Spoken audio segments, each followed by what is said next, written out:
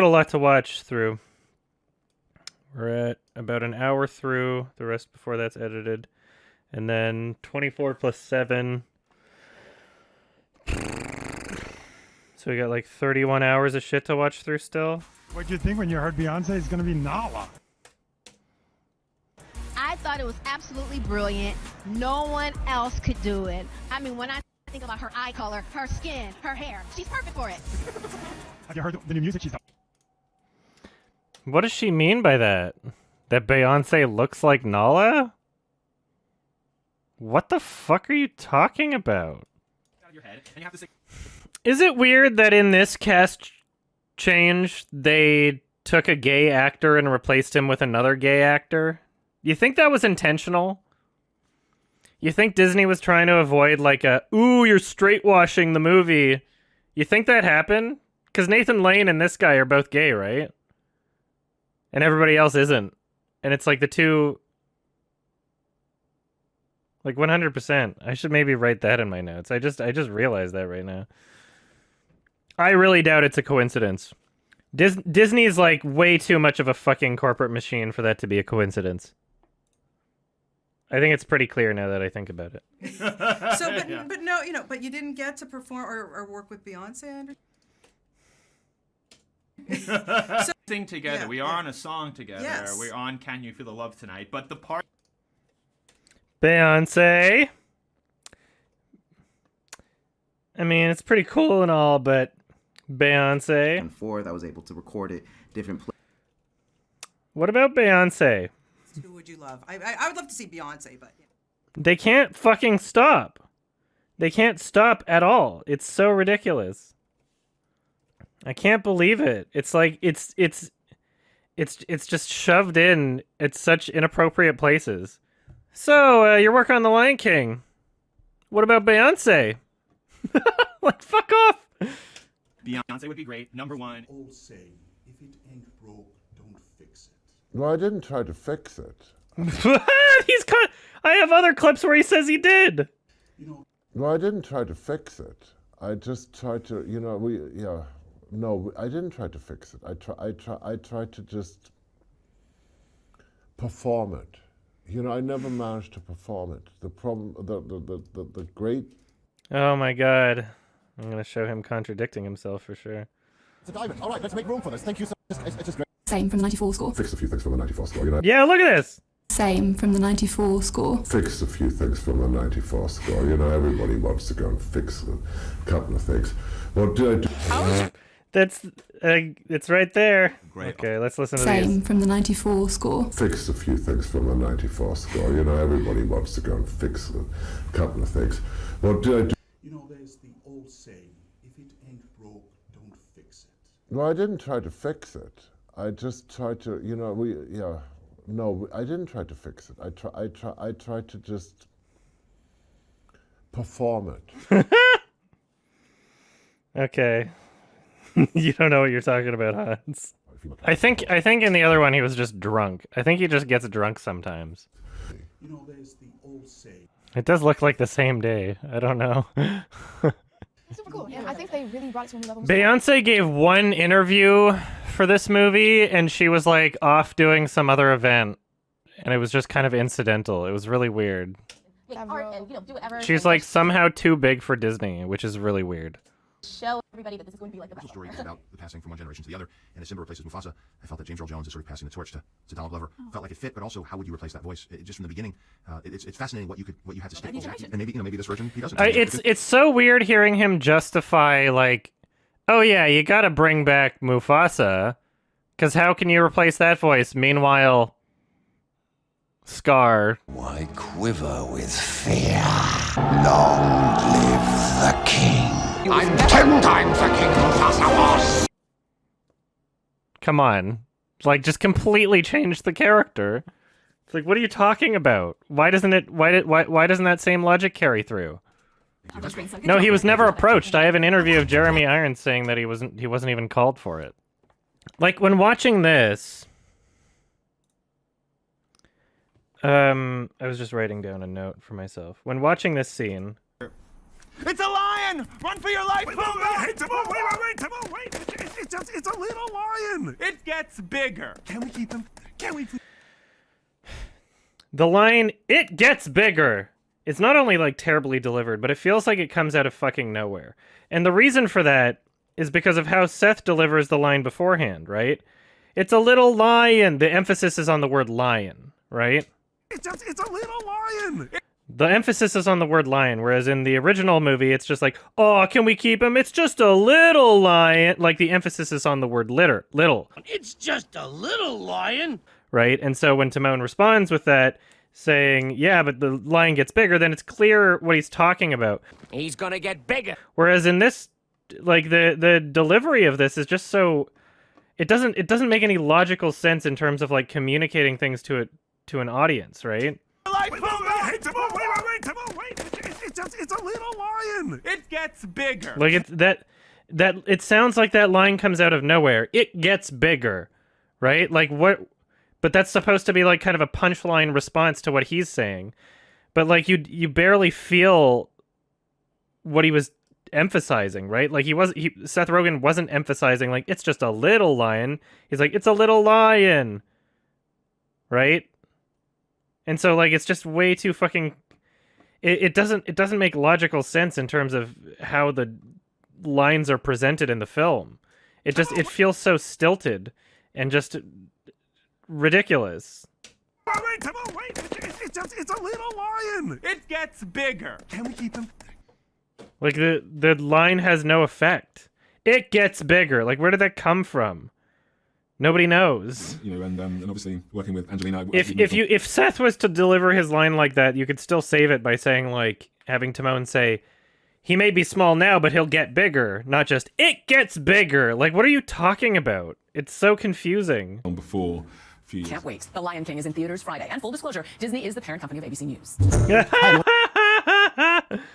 Lion King is in theaters Friday. And full disclosure, Disney is the parent company of ABC News. I like how she had to say that. That's so funny. Yeah, we're not actually excited about this movie, by the way. Why do they have 5 different drum kits?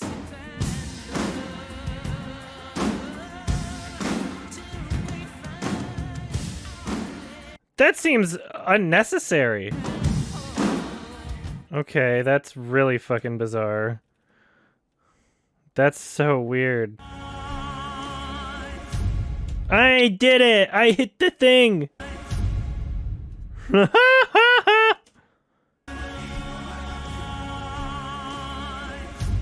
It's like... the reason why I drag this clip here is because this is where he's like basically saying like, oh yeah, you know, the original score was cool and all, but now we have like 50 times as many people doing it, so more is better, you know? Like, technique that basically do motion capture on the camera and shoot live. See, I just realized this right now, like his justification for him calling it live action is like, oh yeah, because we had people using fake cameras, you know, like to try and, you know, it was like fake cameras in the digital sphere, so you had the real movements, so it's live action and everything looks realistic. But they did this in 2007 with Surf's Up, is what I'm just... Like, this is literally the same shit, except they didn't use VR. They just had to plug into the camera. There was really like, this is the same thing.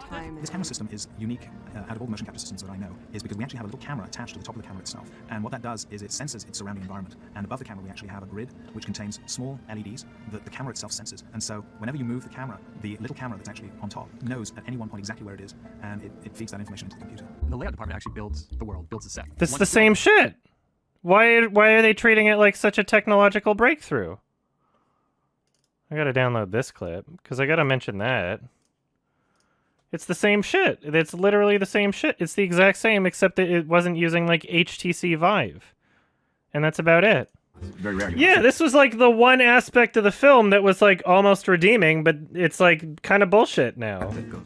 It destroys the idea that they're trying to call it live action, because Jon Favreau keeps justifying it like, yeah, well, it's technically animated, but it's shot like a live action movie. So it's well, then isn't Surf's Up also live action then to your standards? Like, what the fuck are you talking about? Just the combination of that style of shooting plus the fact that the character designs were painfully realistic, and that's it. That doesn't make it live action. Like, it really doesn't. It's really annoying. Sorry, how old is Baby Yoda in the...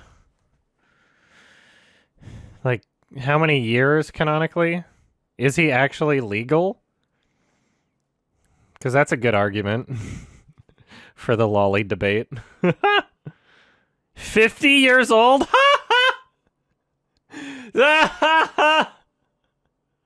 Oh, that's so funny.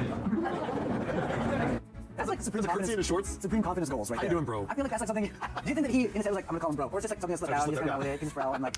This is news. Pharrell called one of the royal family bro. How does he get away with it? That's not protocol. This is news.